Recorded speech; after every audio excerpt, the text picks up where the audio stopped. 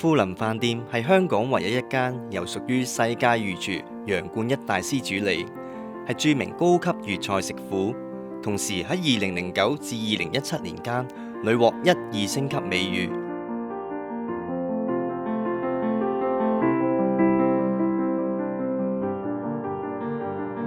1974年，阿一自立門戶，始創富林飯店，並以富林飯店為家。富林飯店今年踏入40週年，一直以嚟憑住香港拼搏嘅精神，見證大時代嘅變遷，飲食界嘅高低起伏。現藉由40週年記載富林嘅昔日情懷，同大家逐一細味品嚐。有個時候咧就興飯店，飯店咧係一個好高級嘅。上海咧飯店咧即係等於大酒店都係飯店，咁啊所以叫做飯店。嗰個招牌咧一定要響亮，富林飯店。咁啊呢個咧係對我哋嗰個即係飲食咧方面咧係一個貢獻嘅稱號。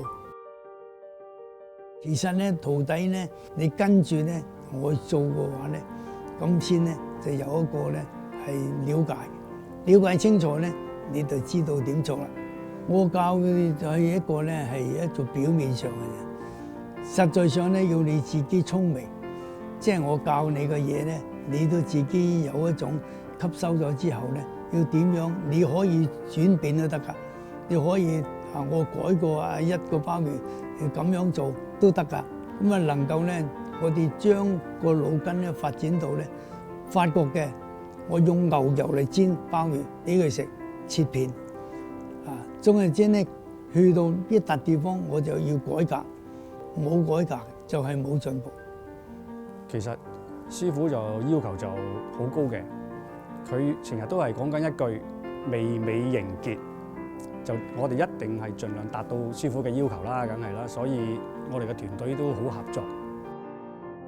我師傅其實係一個係鮑魚能手，佢都好唔保留嘅。其實呢個人好怪，好多人都會話留翻手嘅，但係一哥好怪咯。我教得你，我就全部教你。由開始揀鮑魚開始，點樣為之最靚嘅鮑魚？呢隻網鮑有咩特性？呢隻吉品，呢隻窩馬，每一隻鮑魚都有佢唔同嘅特質。點樣去做呢？其實都有分別，佢會教晒你。世界好多國家元首都品嚐過阿一鮑魚，阿一獲獎無數。2002年更獲頒世界御廚大師獎，係首位華人獲得此項殊榮。阿一亦都經常到海外獻技，為推廣香港美食出錢又出力。我喺15年前咧就接手去管理，咁初頭都好驚，因為點解？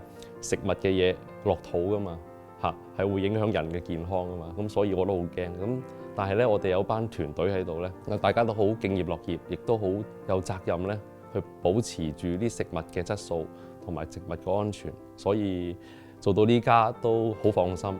由於富林飯店咧喺香港經營咗40年嘅歷史啦，咁亦都喺香港享有一個幾高嘅食府嘅地位嘅。咁再加埋有楊冠一先生嘅主理啦，同埋我哋有阿一鮑魚呢個品牌，我哋希望咧將嗰個品質咧真正保留落嚟，做到最好嚇，唔好俾佢失傳到。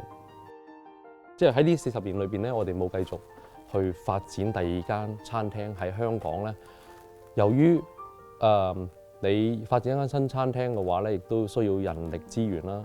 咁我哋寧願咧集中啲資源喺一間餐廳上邊去運作，咁保證翻我哋所有嘅出品咧係高質素嘅。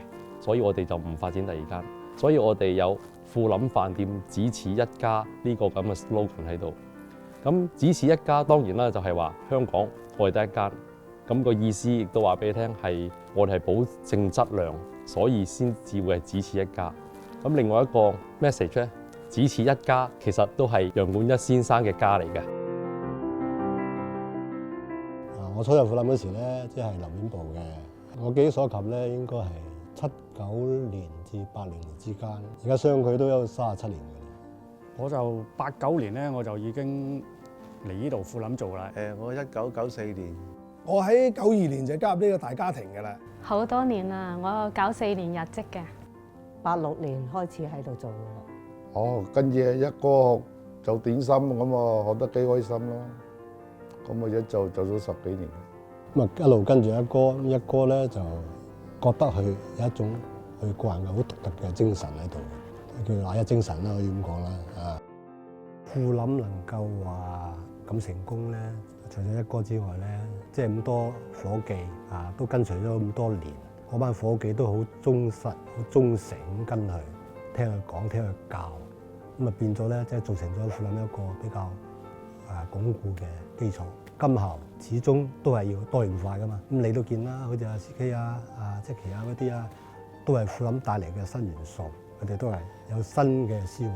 呢一點相信係對富林嘅一個造成一個係好大嘅幫助。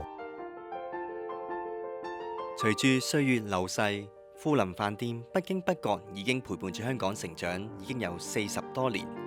除咗喺香港飲食界享譽盛名外，更深受世界各地之青睞。